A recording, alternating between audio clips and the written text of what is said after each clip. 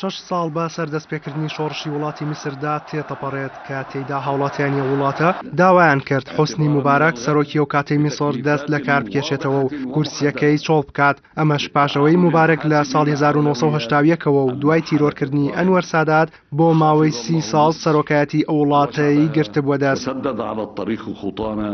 والسلام عليكم ورحمة الله. خۆپیشاندەران لە گۆڕەپانی تەحریرەوە پرۆژەیەکی گۆڕانکاری نیشتیمانی سیاسی بە دروشمەکانی دادی کۆمەڵایەتی و کەرامەتی هاوڵاتی و دیموکراسیان دەویست کە لە ماوەی 30 ساڵی ڕابردوودا سەرکوت کرابوو.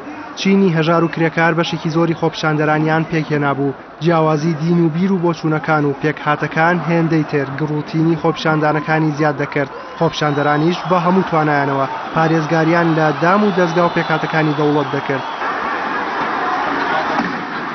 هەرچەندە سەرەتای خۆپیشاندانەکان گرژی و ئاڵۆزی بەخۆیەوە بینی و بەهۆیەوە زیاتر لە 850 کەس کوژران، بەڵام دواتر و لە 11 شوباتدا حوسنی موبارەک بە ناچاری کورسی دەسەڵاتی جێهێشت و محەممەد حسێن تەنتاوی فەرماندەی باڵای هێزە چەکدارەکان بە شێوەیەکی کاتی دەسەڵاتی گرتە دەست.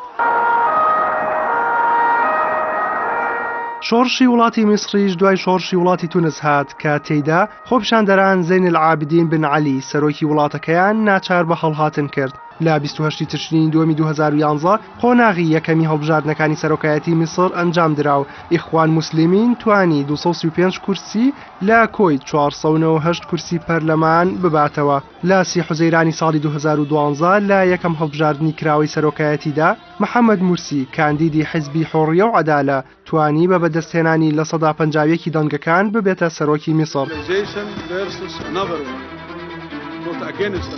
بەرلەوەی دوای ساڵێک عەبدولفەتاح سیسی لە ڕێگەی کودەتاوە دەسەڵات بگرێتە دەست. بەڕای چاودێرانیش هەڵەی ئیخوان موسلیمین لە بەڕێوەبردننی وڵات لەوەدا بوو کە زیاد لە پێویست متمانەی بەسوپا هەبوو، هەروەها بە گوێرەی پێویست یەکلاکەرەوە نەبوو لە هەندێک گۆڕانکاری لە ناودام و دەستگاکانی دەوڵەتدا. سەبارەت بەو شۆڕشەش شادی غەزالی سەرکردەی پێشووی حزبی دەستوری میسر ئاماژە بەوە دەکات کە گرنگترین دەستکەوتی شۆڕش ڕوبەڕووبوونەوەی ئەو گەندەڵیە بوو کە دەستی بەسەر وڵاتدا کێشا بوو، بەڵام میکانیزمەکانی دوای شۆڕش شکستی هێنا.